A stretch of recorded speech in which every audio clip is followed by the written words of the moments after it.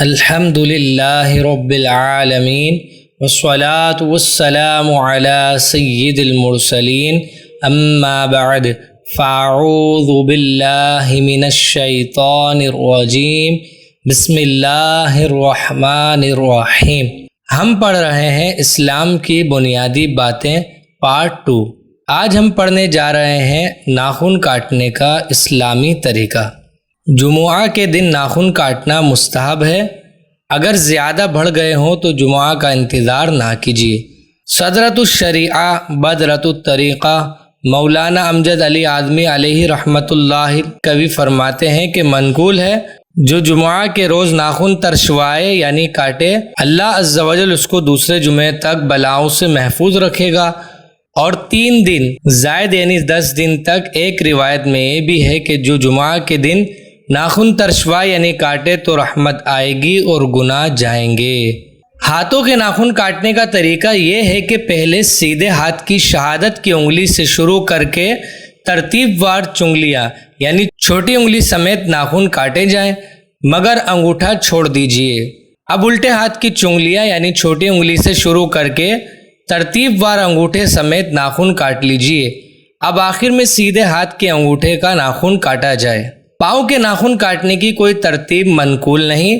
بہتر یہ ہے کہ سیدھے پاؤں کی چنگلیاں یعنی چھوٹی انگلی سے شروع کر کے ترتیب وار انگوٹھے سمیت ناخن کاٹ لیجیے، پھر الٹے پاؤں کے انگوٹھے سے شروع کر کے چنگلیاں یعنی چھوٹی انگلی سمیت ناخن کاٹ لیجیے۔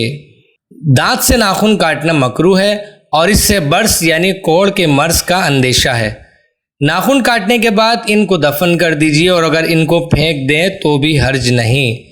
ناخن کا تراشا یعنی کٹے ہوئے ناخن بیت الخلا یعنی واش روم یا غسل خانے میں ڈال دینا مکروہ ہے کہ اس سے بیماری پیدا ہوتی ہے۔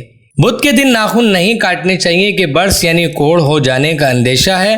البتہ اگر 39 یعنی 39 ڈیز سے نہیں کاٹے تھے، آج بدھ کو 40واں دن ہے، اگر آج نہیں کاٹتا تو 40 دن سے زائد ہو جائیں گے، تو اس پر واجب ہوگا کہ آج ہی کے دن کاٹے، اس لیے کہ 40 دن سے زائد ناخن رکھنا ناجائز و مکروہ تحریمی ہے۔